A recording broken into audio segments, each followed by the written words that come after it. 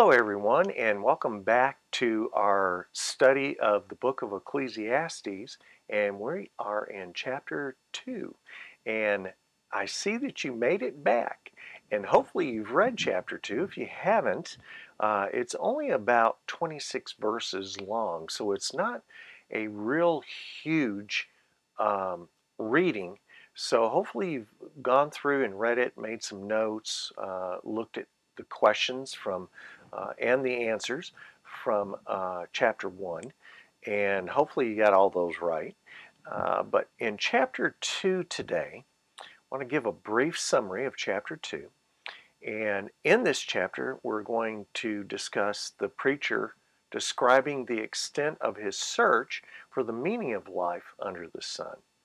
So this is verses 1 through 10 that Solomon practices heathenism, materialism, wisdom, and reflects on the pitfalls of life. Now, you guys have heard about heathenism before, right?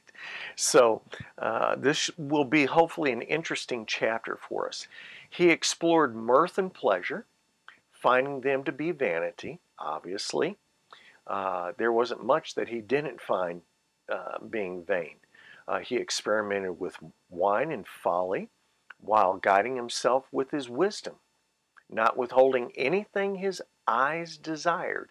And remember in chapter 1, we talked about that in one of the verses, about the eyes are never satisfied and our hearing is never satisfied. And he used his great wealth to build and accumulate everything his heart wanted. I know a lot of people today that try doing that. So he's no different, and we're no different than he was 2,000 years ago. So he certainly, or 3,000 years ago, he certainly enjoyed himself while doing it. So in verses 11 through 23, just to break it down, yet when the preacher looked back on all he had done, he found it to be vain and grasping for the wind. Reflecting upon the comparative value of wisdom and folly, he did find wisdom to excel folly. But he also observed that death came to both the wise and the fool.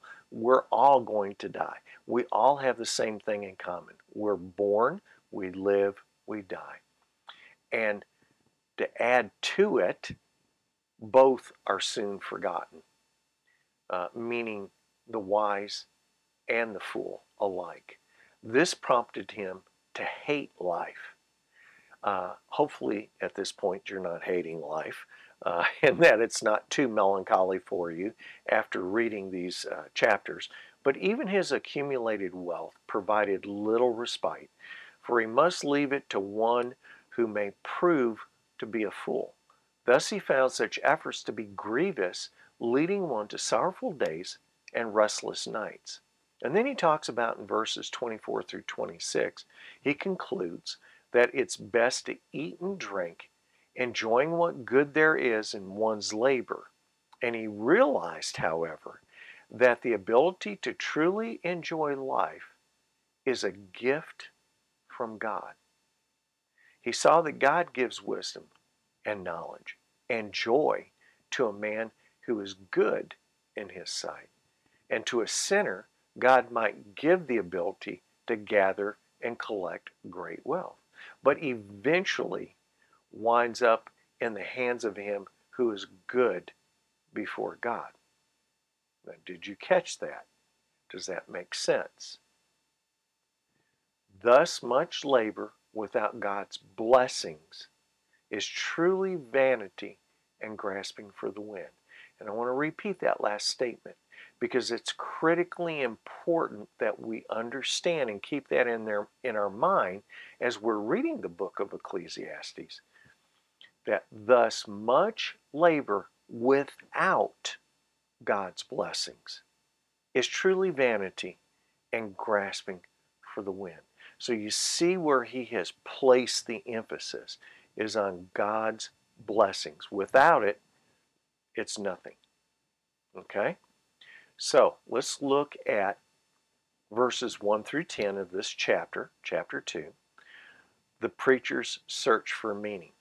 Now let's break this down. We're going to look at verses 1 through 3 real quickly. An exploration of pleasures.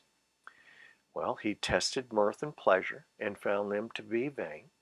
He found laughter to be madness and mirth to accomplish little. He explored with his mind how to stimulate his body with wine. It's the same difference today. If we find people who use drugs or any kind of addiction, whether it be gambling or sex or money or whatever it may happen to be, if we stimulate our body and we try to explore that, it's all in vain. It means nothing. That's what this verse means.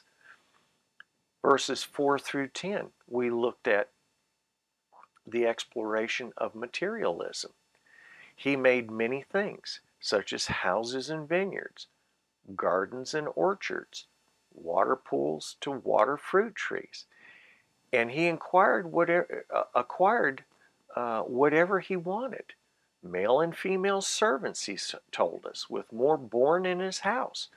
He acquired herds and flocks, more than any in Jerusalem before him. He acquired silver and gold, special treasures of kings and prophetesses, male and female singers, musical instruments of all kinds. And he became great and seemingly, the key word there is seemingly happy, greater than all in Jerusalem before him, and having all his eyes desired and his heart rejoicing in his labor. So let's look at verses 11 through 23 for just a moment. Now I want to break it down. The first one is verse 11. He talks about reflecting upon his labor. In verse 11, he was looking back on all his works and labor, find them to be vanity, grasping for wind, and concluding there was no profit under the sun. And then we see him reflecting upon wisdom, madness, and folly in verses 12 through 17. He considered the relative value of wisdom, madness, and folly. He found that wisdom excels folly as light excels darkness. Well, yet the same end, meaning death, befalls the wise and the fool, and both are soon forgotten. Now, if we think about that for just a minute, we can look around our world, look around our neighborhoods, look around our churches, look around our educational institutions. We can even look around our political parties, and I'm not going there, but you understand what I mean, that whether we're wise or whether we're fools or ignorant, both will soon be forgotten because we're all going to die and we'll be forgotten. No one's going to remember us intimately and who we are. So just as the rain falls on the just and the unjust, so we all have the same fate, death, in the end, and we will be forgotten. So this was prompting him to hate life for its vanity and grasping for the wind. Verse 17. So reflecting on his wealth was basically in verses 18 through 23. He came to hate his labor and toil under the sun because he must leave it to another one after him. So like for instance, Donald Trump or Elon Musk, they can't take their wealth with them. They can't, yeah, sure, they can pass it down to their children, but they can't take their toil and labor with them. They leave it to somebody else. But here's the other kicker. Not knowing whether those who inherit it will be wise or foolish with their inheritance, or what, these men have left to them. He came to despair his labor under the sun. For despite one's wisdom, knowledge, and skill, one's heritage must be left to one who has not labored for it. So have we not known of children who have inherited their ancestors' wealth and kingdom, as it were, so to speak, without actually having to work for it. So here again, this he concluded was vanity and great evil.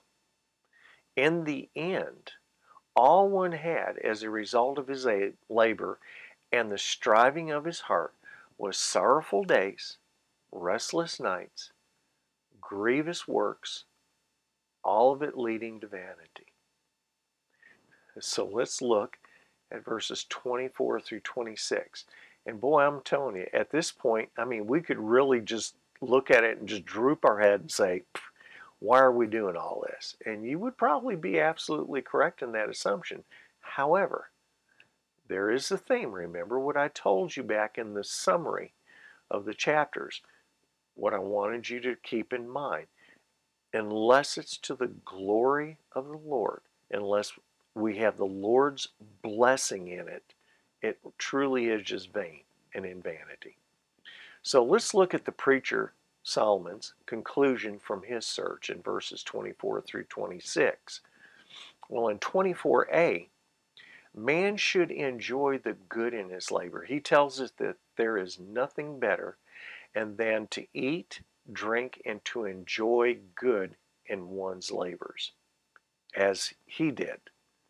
The ability to enjoy is a gift from God. That's found in verses 24b and through 26. He saw that this was a gift from God to enjoy life, to enjoy what you have labored for.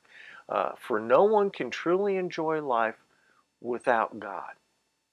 To those good in his sight, God gives wisdom, knowledge, and joy. And to the sinner, God gives the work of gathering and collecting.